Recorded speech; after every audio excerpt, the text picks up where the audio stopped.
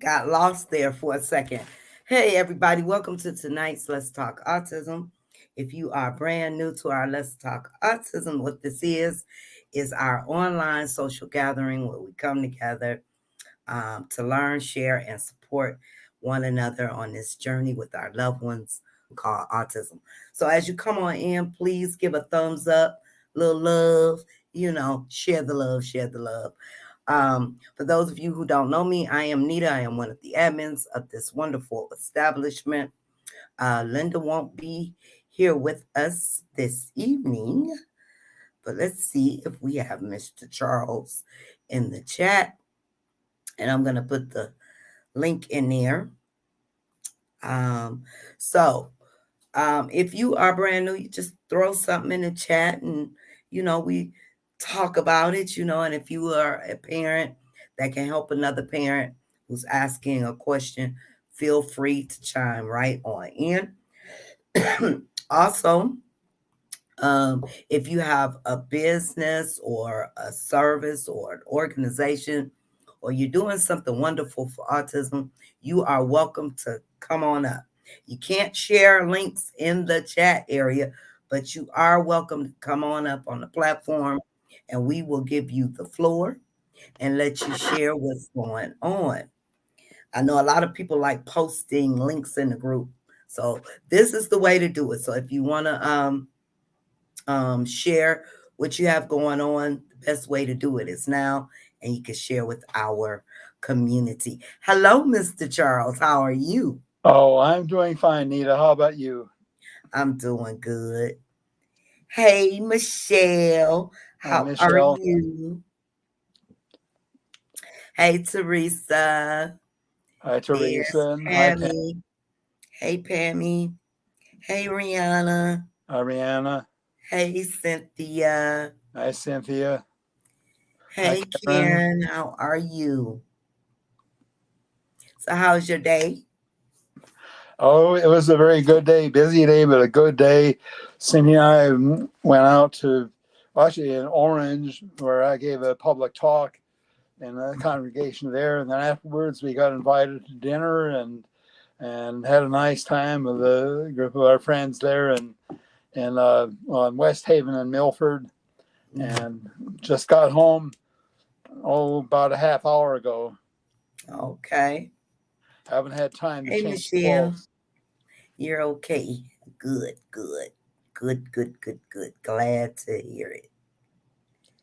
Okay, well, I was looking for Monique. She had an interesting topic. I know we went over independence for our loved ones, but we were talking yesterday and she brought up something um like if we our loved ones go out into the world and some of them don't know how to see facial expressions or how to know, if someone is being a bully to them. How can we handle that? Um, um, do we give them enough independence to go out into the world for that? And Mr. Charles, you're on the spectrum.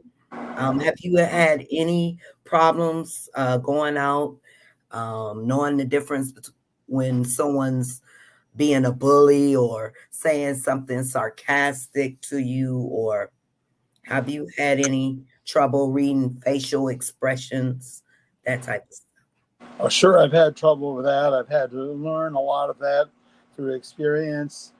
And, sometimes you mentioned bullying, or bullying takes different forms. And one form that's difficult to detect, first of all, and it's also especially difficult for us on the spectrum to handle, is when somebody is telling stories about you behind your back. Okay. Because, first of all, you have the tendency of us on the spectrum to assume that everybody's operating the same set of facts. Well, now, it's a tendency, and we can learn that people do have different sets of facts, but the problem is when somebody's operating the set of facts that's false, and they're about you, and you know what Well, the truth is, and they've been told stories, and you don't know anything about the stories they've been told. Right. That's that can be tricky because and that's one of the things that, and even of course the parent trying to help a child. The problem is, how do you know somebody's doing that? Right. Right. Yeah. How do you know? How do you know? Um, especially, well, I know, and I hope, hey, Monique, I hope you don't mind me sharing. Like, she was telling me the story of her son, Justice, was working and he was doing the wrong thing in which he didn't realize. And I guess the manager came over and chastised him. So it made him, I guess, not want to do something because someone's being mean to him. How do we handle, situations like that? Yeah, Um, when and you're of on the course spectrum. there's a matter. On the other hand, when it's something where he needs correction, Okay. the way he's doing something is wrong, needs correction. Again, a matter of helping the child to understand. Some people, some people give correction nicely and kindly. Other people are not nice. Sometimes people, when you're doing something the wrong way, they assume that you're not trying to do it the right way, or they assume that you're goofing off, or that you're trying to pull a fast one, or who knows what. Right. Some people are quick to attribute wrong motives to people, and that's the thing. To be prepared for it, you got to be able to handle it. Even somebody tells you, hey, you need to do it this way, not that way, or yells at you for doing something a certain way. Teach them, ask them, well, how am I supposed to do it? Hmm.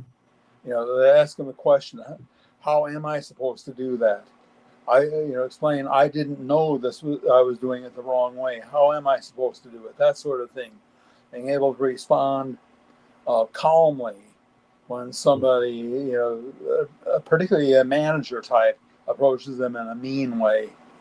Right. And she says the boss wasn't specific and it confused him. So he was confused. So the Ask you, boss like, gave them an assignment. He got an assignment and he went to do the assignment. So I guess he was confused as to which to do. So he did the first thing that came up. So instead of the boss being nice and saying, oh, this is not what you're supposed to do, he was kind of mean. And, you know, um, I guess I guess you could say that kind of has him made him shut down a little bit. Um, how can we handle that? yeah, and again, preparing them for the fact that sometimes people are going to criticize what you do, and they're not going to do it nicely. Hmm. And sometimes, you might not understand instructions, and you might think you understand them, but you don't. And you Right. say, this is what I thought you meant for me to do. What did you want me to do? Say something along that line. I thought you wanted me to do this. What did you want? And that's I guess this would be a good reason where to say that this is why when we allow our children that independence, there needs to be others out there that can advocate for them when they can't for themselves or they shut down. That's why it's so important that our communities are educated on autism. What are you Yeah. guys' thoughts? Go ahead, Mr. Charles. Yeah. And again, that's the thing. If there is somebody available who can advocate for him, that is great. Hmm. If and sometimes, and again, it depends on where they are on the spectrum, where the person is on the spectrum. And even to some extent, the extent to which a person is exposed to, when growing up, to things that weren't always said the nicest way, and so on. Sometimes some good can come. For example, if you had a few teachers that were mean along the way, some good can come from that, and that you've dealt already with receiving unexpected criticism in a not very nice way, and you got some experience with that, and so maybe you won't shut down when that happens. Maybe instead you'll respond in a way that will show that you want to do the job the right way. Right. Yeah. So yeah, I think it's definitely very important that we keep autism in the conversation. I seen somewhere the other day where someone said, "Let's not normalize autism," but it's a part of us. It's everywhere.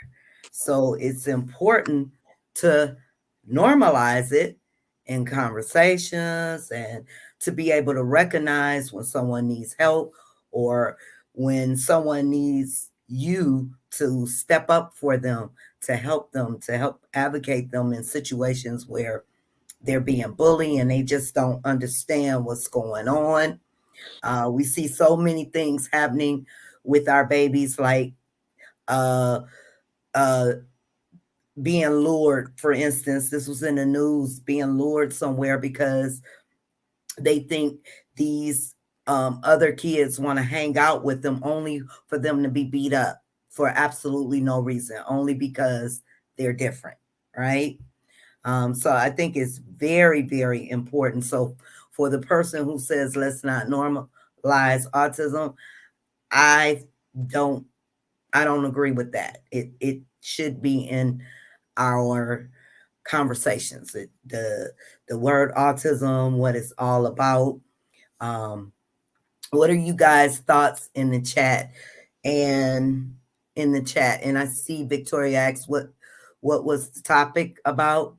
When we give our babies independence, and they're out in the world, um, how do they recognize when someone's being mean? What do they do if they're out there by themselves and just experiencing the world, experiencing life, and you know, if they are able to. But some of our babies just don't recognize when someone's being mean, uh, they're not saying something correctly, or maybe they're trying to help, or they think they're helping someone and they've offended someone. What about in that situation, Mr. Charles? Have you ever been accused of offending someone when you thought you were helping? Um, I probably have. It's hard now to think back through my whole life to these individual things. I'm sure that's happened to me. Times when Okay. I thought I was being helpful, and instead I was being offensive, unintentionally offensive. I'm sure Right. that's happened. Mhm. Hi, Hi, Lisa. Lisa. How are you? Karen says, "What do parents do when the school is unable to provide for their child?" You go over the school's head. If you are having issues with the school, go to the school board. Or if your child is in a special needs classroom, then you go to the district. Who see who's in charge and talk to that person. And if it doesn't get settled, go to the board and voice your concerns.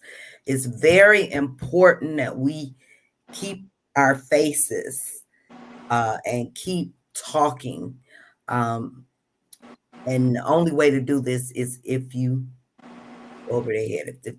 If the school is not providing or doing what they're supposed to be doing on their IEP, make sure you talk. Go to the district. Make sure you're at those meetings, those board meetings, and voice your concern and see what you can have done. Melissa says, my son just smiles at people if they are being unkind to him. Yep. Yep. DeAndre probably wouldn't know either if someone was, being unkind. He does recognize when mommy's angry because he'll say, angry. Yes, mommy's angry. But if someone was just to be talking to him and probably say something slick, he wouldn't know. He wouldn't know.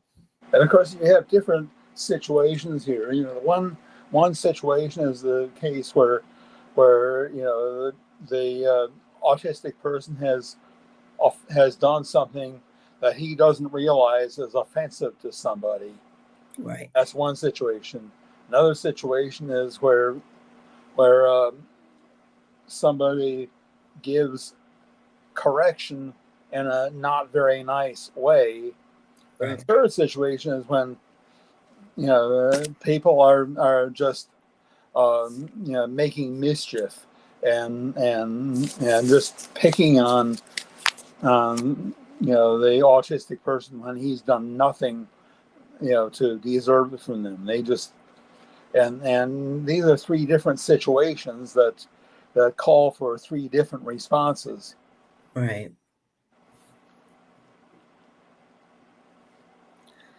Rihanna says that's a good topic. I see the harshness in people, but I'm not sure my son notices it. He is always happy. That's a big one going out in public. Yeah, right.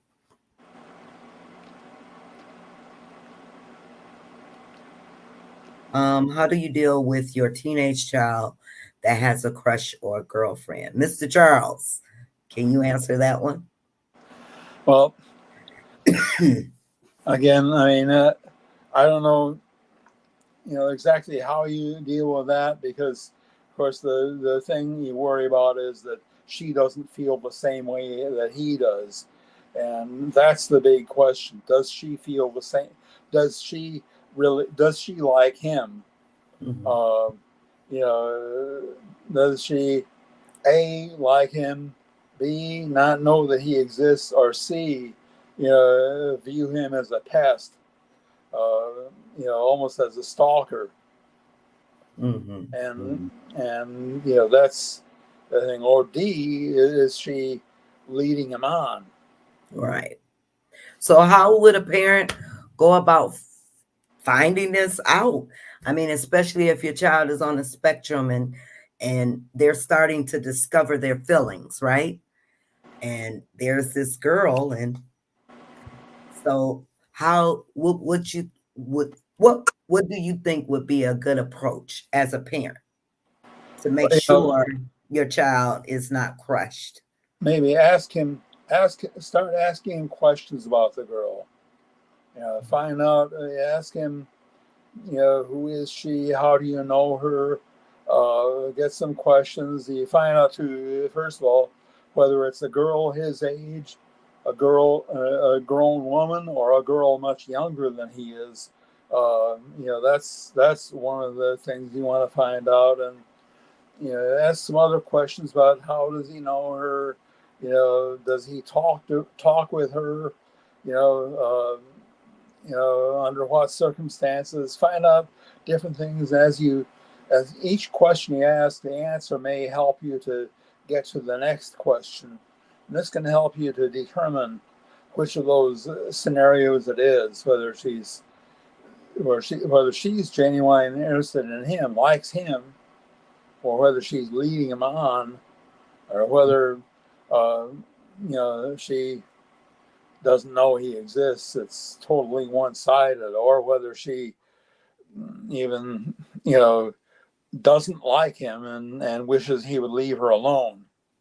Right. Yep. So I hope that helps a little bit, Teresa. Justice is not cognitive enough to advocate for itself. Mhm. Yeah, so that becomes the issue right there, Monique. How how do we get our community to, recognize, our kids are having trouble advocating for themselves and for them to recognize, okay, um, he probably didn't understand the assignment, so I'm going to be a little nicer to him. So I think in that instance, that would be a perfect place, his place of employment, for them to have some kind of education when, you're going to have employees that come in here with different abilities. So we have to learn compassion. We have to learn empathy. We have to learn how to talk to them. We can't just and that's to anybody. You can't just be mean. If you weren't clear on the assignment, then you go explain the assignment and be nice about it. It's no reason to be mean, but yeah, education, definitely. I worked at a place where we had this one guy who he would give these work requests for technical things he needed done, program changed, and I learned in short order that when he issued a request for something to be done, you needed to go back to him and ask him to explain what he wanted and get it down straight. This is what I want, this, because don't go by what he says. One request he made didn't even make sense, and it was obvious that it had to be done. But the first time I got a request from him, I did exactly what he said. I reported I completed the job. My boss said that's fine, but his boss didn't like it. He said, "Well, you should have known from this that this also needed to be done." Mm-hmm. And and then it ended up being a political battle between his boss and my boss, and nothing more got done about it. But his boss wouldn't sign off on it as completed because in his mind, what needed to be done hadn't been done. But I done exactly as the request said. Well, I learned that some people you've got to go back to. In this case, he wasn't the one that criticized what I'd done. It was his boss, and my boss wasn't the one either. It was his boss that did and criticized it. Oh, wow. Another boss. Michelle says one thing we deal with at work is the way people baby one employee. So I have noticed the employee shut down and now feels like he is doing it wrong. It annoys me because he now works at a snail's pace. Oh, wow.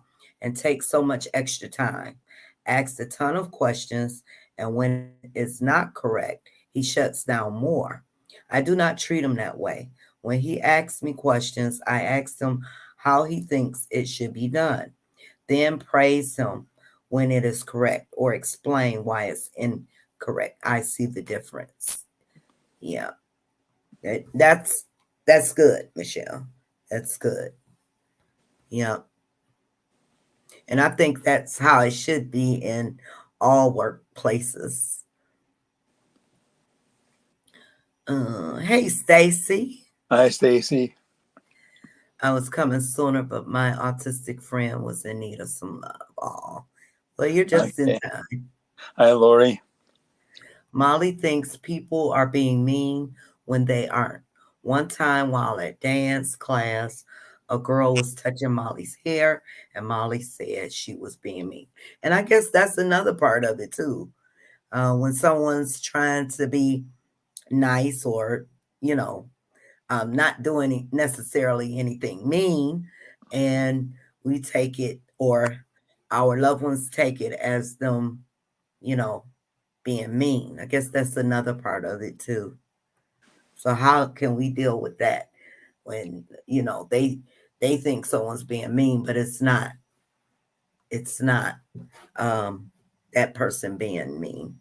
Sometimes it's even a subtle difference between one thing and another, where it's a slight difference.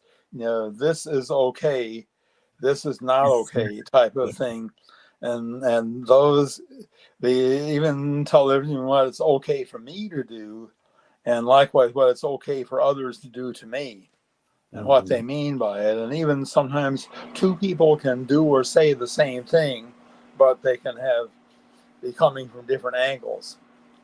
Mm-hmm. Yeah, she is good to set boundaries, though. Yeah, that's right. Yeah, right, Lori. Hi, Kelly. Hi, Kelly. Yes, she likes my son. She is an eighth grader, and my son is in the seventh grade. Oh, we got an older one, huh? The other day, he brought home some candy.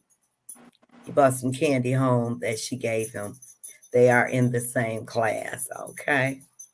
Well, that's nice. Yeah, they're close to the same age. So that's what I mean, about the same age. Mhm. She's not a grown woman, nor is she significantly Right. younger than he is, and that's what I was saying about age Puppy difference. love. Age difference, it's 1 or 2 years is one thing. When it's a big age difference, that's what I'm concerned about there. But yeah, I mean, you might coach him about some nice things he could do for her. She gave him that candy. Well, now what can you do that's nice for her? You know, Mhm. you can kind of coach him with that sort of thing. Uh, Help him to appreciate there's some nice things you can do back. Mhm. So, Teresa, then I would ask, how do you feel about this? How do you feel about your son having a crush and a girl, liking him like he likes her? What are your thoughts? Lori says, I was sheltering my kids from getting taken advantage of, but after a certain age, they have to take care of themselves. Lots of communication is crucial for the future romantic lives. My daughter was blocking her ears, saying la la la la la at 14 and up, but I kept on talking anyway. The next time I had a change. Hey, Danielle. And but adding to what I was saying to Teresa, I think about back to myself, Tara, that I remember when I was a young man. Others say, well, you should send her flowers, and to me that seemed illogical. Mhm. But years later, when I was dating Heloise, who would become my second wife, Okay. but then I said, no matter how illogical it seems, I should send her flowers after we had our first date in person. I said I should, and I did. She had to jump through some hoops to get them because I sent them to her house and she was at work, but she appreciated them. But and I sent her flowers a few weeks later too, again to her house. So they didn't have her work address yet. But as soon as I got her work address, I committed it to memory. It was 1224 Main Street in Brantford, Connecticut. Main You Street, if you still remember, huh? remember. Well, I remember 1224 because that's 35 squared minus one. That's how I remembered that. I didn't write it down, I just committed it to memory. And so from then on, during the remainder of the time we were dating, I sent flowers to her job. And she really loved that. And she But was so how did it make happy when she you got feel? them. How did it make I you feel? I really enjoyed hearing from her when Uh-huh. after she got them, Okay. and the way she felt is what made me feel good about it. All right. All right. And since then, even now, I'll from time to time bring home flowers for Cindy. I don't send her flowers because I'm on a fixed income now, retired.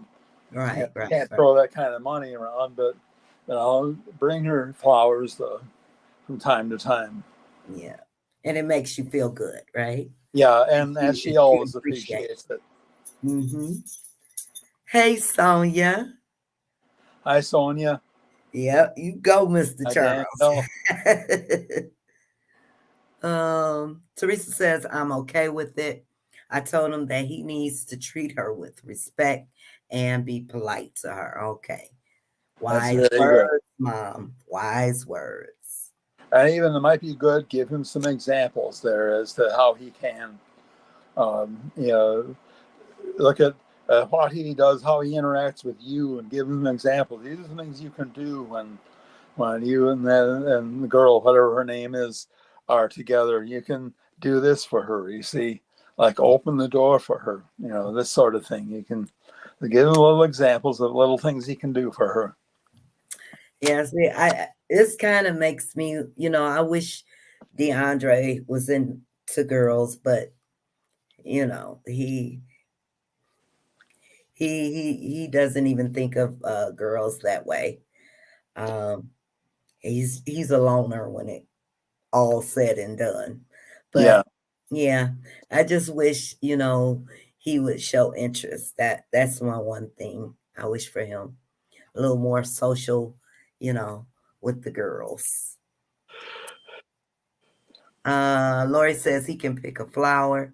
I loved it when I would receive a picked flower, a dandelion. A yeah, dandelion. that's good. Yeah, Okay. My second oldest, Victor, has to now go and see a nephrologist yeah, due to nephrologist. Yeah, has protein in his urine. yeah, kidney What is doctor. that exactly? That's a kidney doctor. Oh, kidney. Okay. Okay. Oh, I'm sorry. Is that painful or it's just showing up in the It's urine? indicating possibly some problem with the kidneys. Yeah, Protein, urea. Okay. Okay. So, anyone else has any thoughts on today's topic about um, um, our kids going out and uh, having to recognize when someone's being mean, or and you want your kids to have friends, and you want your kids to have that freedom, and want them to get out and do things, but how can we protect them from people being mean? We can't, I guess, except for that's why I keep saying it's important to keep autism in your mouths. Have a great week, everyone. Just got home. Please give yourself a real break ASAP. All right, Danielle, you okay, take. Danielle, Thank you for dropping in. you too. Yeah, it's funny when she said "you go, Charles." I was I was thinking about what Heloise used to say. She used to say, "You go, white boy." You go, white boy. Wow. Yeah, it was her pet name for me throughout our marriage. Her favorite pet name from me was white boy. So, just so no one gets offended here, Mr. Charles is in a interracial, or was with, what's her name again? Eloise? That was Heloise, and I'm interracially married now to Yeah, Cindy. yeah. Yeah, Cindy too. So just so nobody, I don't want no one to hear she called me white boy. They were in love. yeah. So anyone else have any thoughts? And going back, who was that asked a question? Um, oh, is Karen still here? She asked about the school. Can anyone give her any other advice? She asks, what do parents do when the school is unable to provide for their child? What would you guys do? I gave the suggestion of going over their head, going to the district. What would you guys suggest for Karen? I think what you said pretty well, sums up what you need to do. And if the school district, is unwilling to do anything, then that's time you maybe need to consider, uh, legal action that maybe the local autism society can help you with other resources. Mm-hmm, mm-hmm. And if you can, I mean, if it's affordable, especially if it's something that's dealing with the IEP, or if you have uh, those in your district that will do it for free, get an advocate to go in with a meeting. Um, you can request an emergency meeting for the IEP. Lori says, well, my kids were mean in their own ways too, by gloating or getting into gloating arguments with others less talented. I hated that. I really tried to stop it, but they were so competitive by nature. Wow. Um, are there any other schools in the area that may be able to provide the needs? Good question. Yep. So make sure Karen, I don't know if she's still in here, but yeah, definitely call around, ask questions, see what's available in your area. Teresa says she needs to go to the school district or transfer your child to a different school, right? Yep, definitely um, make some noise. They're not doing what they're supposed to be doing. Excuse me. Stacy said it made me nervous when my oldest wanted to go hang out with a local friend. I told my husband this is weird, but also I don't want other moms to think I'm just dumping my kid on them. Okay. That'll be a good chance, because some other parents, they could be understanding when you talk to the other mom, you know, you let them know, you just want your child to socialize because you don't want to hinder them if they're able, you know. They have friends, good friends that's been around and trustworthy, get that relationship going with the other parents so they know you are not just dumping dumping your child, and make some hangout opportunities for them to come hang out with your child too, at your place maybe. Monique says justice advocate was a lifesaver. She's been with us since he was in second grade. Awesome. Awesome. Yeah, it's always good to have someone there by your side. Now, tomorrow is my granddaughter's IEP since she transferred into the new school. So I'm going to play advocate for my daughter. So my daughter and I will be attending with my daughter to make sure everything is in place and my granddaughter gets the services she needs. She's on I said level 1 before, but she's like level 2 on the spectrum. So she definitely needs the services, and we're going to make sure everything is good. And I want to make sure because she's the only girl um, in her classroom. She's in a self-contained classroom, but it's all boys. So we want to make sure she gets that socialization with other girls. And so far, her teacher has been doing a good job. They had a dance. She was able to go down to the dance and with other girls.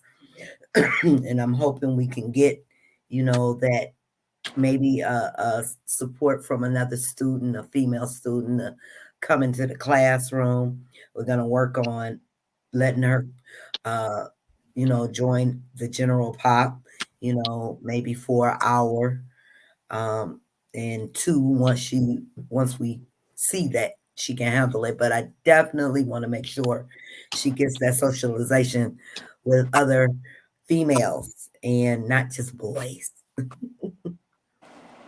Um, my oldest Landon always asked me. Other parents did not follow my wishes. They created a lot of problems for us. So I invited them to my place more. Okay. Okay. Yeah, see, that's the kind of stuff I wish for my son. I wish besides family, he had a friend, where he can go and hang out and play, and the other parent understood, and but I wouldn't dare. I wouldn't dare because of his level of autism. But yeah, they're able to, yep, and want to socialize. My son called me to come home because the family was watching a horror movie. They call him a Oh wow, really? Oh, um, I'm sorry that happened to him. Kelly says you definitely have to advocate for your child when it comes to the schools. Contact the district and demand to be heard. If you have a caseworker, you should go through them for guidance to start. Yep, exactly. Definitely. Definitely. Thank you for that, Kelly. So yeah, there are sources you can go to in school and um social worker in school if he's assigned one. Um you should be able they should have that open door where you can go in and talk about what's going on. So definitely make some noise. Okay. Anybody else have anything they want to add to the conversation this evening? And while I'm waiting on that, I am going to put the link in the chat. So if anyone wants to come up, feel free. Um, you are more than welcome to come up on the platform. Michelle said, had Jaden's parent teacher conference. I absolutely am glad he has this teacher, the only second male teacher. He totally gets Jaden and was super nice.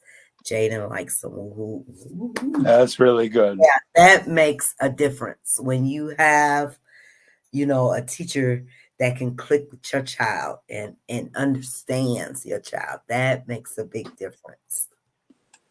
Makes a big difference.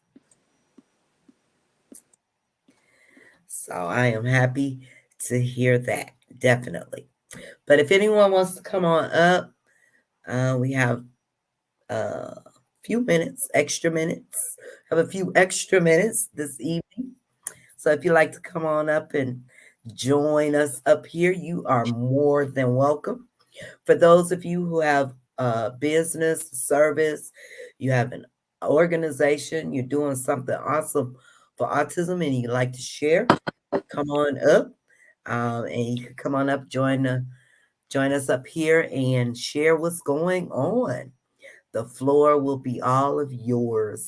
Hey Teresa, how are you? Doing I good. Doing good. Kind of nervous when my son told me about a girl that gave him something at school, and I was like, "Oh no!" I was kind of shocked, but Oh, I'm okay with it. It's yeah. his first crush. Well, that's good. He's recognizing, starting to recognize those feelings. Yes, Yeah, yeah. Well, that's good. That's good. but I told him that you need to treat her with respect, That's right. kindness, and be polite. And that's right, Mama. That's very right. good. But if I get Mhm. something back that you're being mean, you're not gonna like it. um, but now here comes the 3-year reevaluation. They told me it's like gonna take 5 hours over to. Oh yeah, that's a long one. Yeah, Yes, it is. that's a long. Well, I know these. I'm preparing myself for this 2 hour. I haven't been in an IEP that's been less than two hours. So, except for one, two, two IEP meetings, and that was because certain people didn't show up, and this was years ago. But yeah, those 3-year ones, oh my goodness. I think when my son, I think when David was in fourth grade, I had an IEP meeting that lasted 3 hours. Hmm. But that's when you know you're having a good meeting. Yes. When you're asking the right questions, because if you just fly right through them, yeah, but that's when you know you're having a good. Make sure you come prepared and ask those right questions. Oh yeah, and What are you doing for my child? and this was during COVID, and Oh, everything was everything is through online. Teams, Okay. and that took all the way from lunch to the end of school till the school ended at 2:30. Yeah. See, I like to mine to be early in the morning, so we'll have to be there tomorrow morning at 8 a.m. I Ooh, want to 8 a.m. get sharp. in and just come on over with in the morning. Mm-hmm. We don't have ours. We don't. I don't have my 2 year revaluation until February of next year. Okay. But they got to do all their tests and all that. The school psychologist, the teacher has to do Mm-hmm. all their testing, and Mm-hmm. not. I Mm-hmm. can't wait. So, Mr. Charles, because you just got diagnosed as an adult, you never had to go through the IEPs but even though you didn't know you had or was on the spectrum, did you ever have any special accommodations? Well, one thing I did have, because I was way ahead of other kids in math, Mm-hmm. um, they had various informal ways of making more advanced math textbooks available to me. And finally, when I was in fifth grade, one day the school principal came up to me in the school cafeteria and showed me this diagram, showed lines going different ways, and they gave the lengths of the lines. But then this one dotted line, he taught me how long that dotted line is, and I couldn't. And then he said, "You need to learn geometry," and so he offered to teach me geometry. And so for the rest of the school year, I came to his office a half hour before the day ended each day, except on a few days when he was too busy. But other than that, came to school to the principal's office half day before the day ended, and he taught me geometry. And then he let me keep the book after the school year ended, so I could continue studying where we left off, because we started in the middle of the year, so we didn't finish the book. And Okay. then the next year, the the class sixth grade teacher taught me algebra while the other kids were learning sixth grade math. And then I got into junior high, so they were able to teach me. They were able to put me in an algebra 2 class, with Mm-hmm. other kids who were studying algebra 2, and likewise in eighth grade math Algebra. 12. But then they ran out of math classes to challenge me, so then I had to take correspondence courses from the university. Oh, okay. Okay.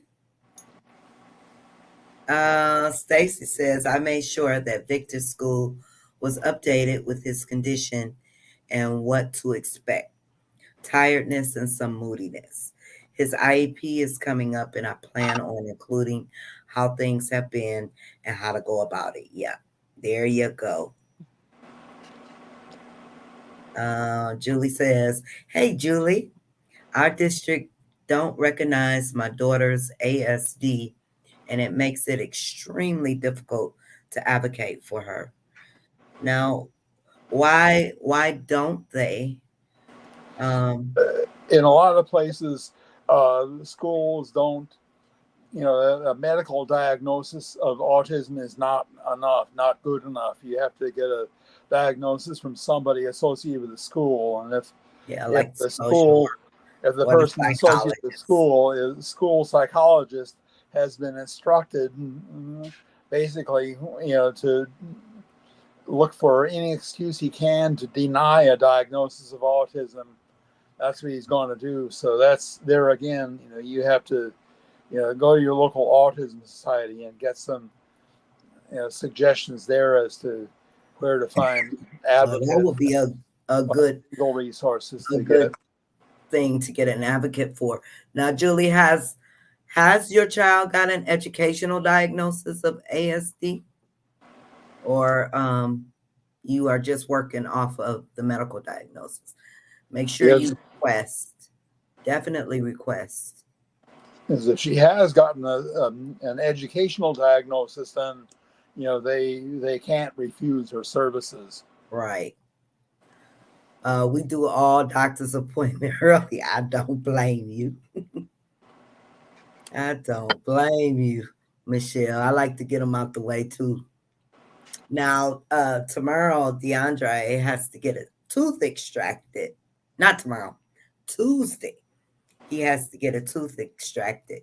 And that was the first thing I said when she said, what time do you want to come in? We have 9 o'clock and I think she said 12:30 or something like that. I thought, oh, the earlier the better. Yeah, and they're gonna have to knock them out, so that's gonna be something. Yeah, yeah. They don't want any lie. That's no lie. That's the whole tooth and nothing but the tooth. Right.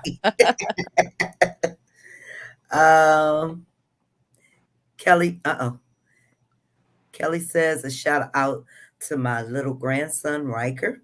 He is starting to talk after concerns with the delay in speech. Well, all right, Riker. Very good. Very How good. old is he? How old is he? That's awesome. That's Yeah. awesome. Doesn't he have an island in New York named after him? Oh goodness, Rikers Island. That's exactly what we are facing. You explained it perfectly. My son has both school and medical, but my daughter don't. Okay. Yeah, make sure you request. And if they don't do it, yeah, like Mr. Charles said, I would probably get with one of the organizations so they can help advocate for her educational diagnosis. But the school psychologist, you should be able to go in and, request that evaluation from the psychologist or the psychologist, the social worker, and it's another one that can do the evaluations. I forgot. Psychologist, social worker, and there's someone else they told me that within the school district that can do the educational evaluations. I know when they did my son's, but they told me that he didn't have autism. But until I got a Really? doctor, I had to go through a doctor I had to go through the psychologist through the doctor's office to get him diagnosed with autism.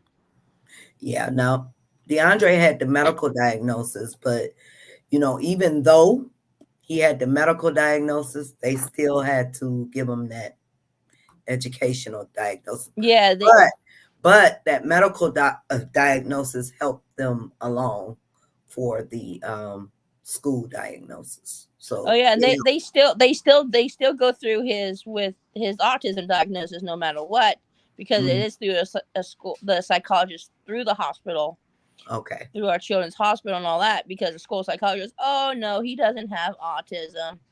I was like, you sure? Because he didn't start talking until he was almost 7 years old. He was nonverbal. Mm-hmm. He didn't potty train until he was 4.5 years old. Mm-hmm. So I know my son better than you. Sometimes they just don't want to. They don't want to hear it.